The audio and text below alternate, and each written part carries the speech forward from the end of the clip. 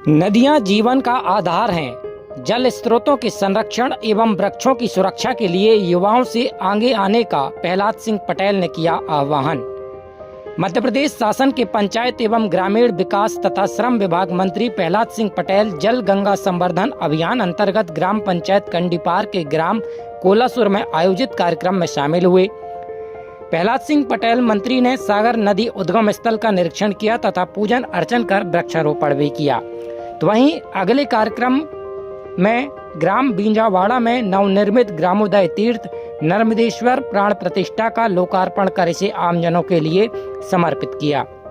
इस अवसर पर मंत्री प्रहलाद सिंह पटेल ने संतों तथा कन्या पूजन उपरांत नवनिर्मित मंदिर में पूजन अर्चन किया। उन्होंने मंदिर परिसर में अन्य जनप्रतिनिधियों के साथ पौधारोपण भी किया।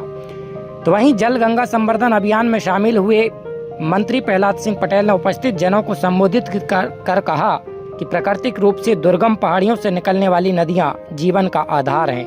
नदियों से मिलने वाला जल हमारे भरण पोषण तथा अन्य जरूरतों के लिए नितांत अनिवार्य है।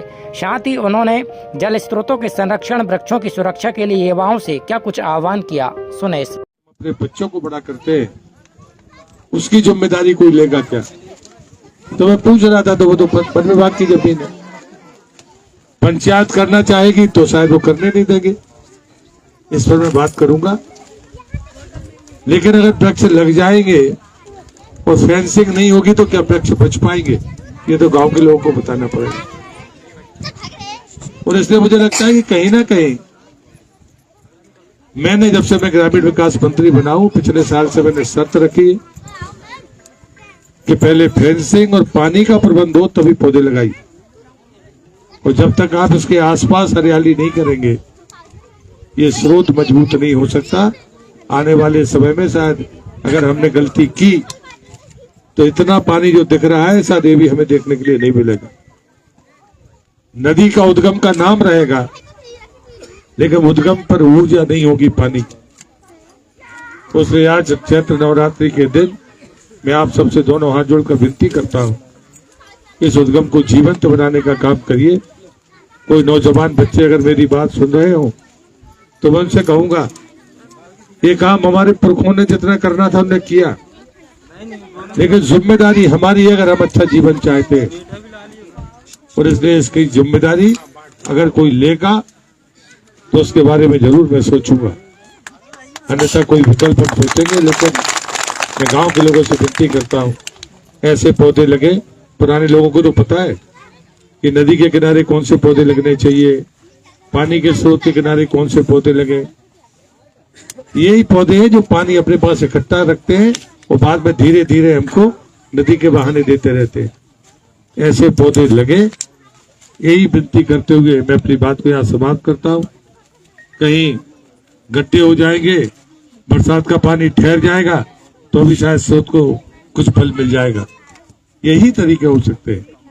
और इसलिए मैं इस उद्गम पर, मैं भी यहाँ सांसद रहा हूँ 2 बार, लेकिन मैं इस उद्गम पर तो कभी नहीं आया।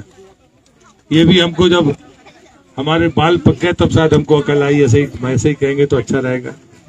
जबकि सिवनी जिला ऐसा जिला है जहाँ कम से कम 10 नदियों के उद्गम। नर्मदा में मिलने वाली सेड़ यहीं से निकलती है, नर्मदा से में मिलने वाली हिरण यहीं से निकलती है, नर्मदा में मिलने वाली उमर वो भी यहीं से निकलती है, सिवनी लखनऊ धूमा के पास पहाड़ से निकलती है। माछा जो नर्मदा में मिलती है वो भी यहीं से निकलती है। सागर नदी यहाँ से निकलती है। पैनगंगा यहीं सिवनी जिले से निकलती है। बावनथड़ी यहीं से निकलती है। और तीनों नदियों के नाम वही बावनथड़ी के बाजू में, 10 तो ज्यादा तो यही हो गए। लेकिन एक तरफ पानी है और एक तरफ लखनऊ का पठार है जहाँ पीने का पानी नहीं, वहीं से नदी का उद्गम है। तो मुझे लगता है कि ये प्रकृति अपना काम करती है, लेकिन मनुष्य के नाते हमें अपने बच्चों के भविष्य देखने के लिए जरूर विचार करना चाहिए। यही प्रार्थना करते हुए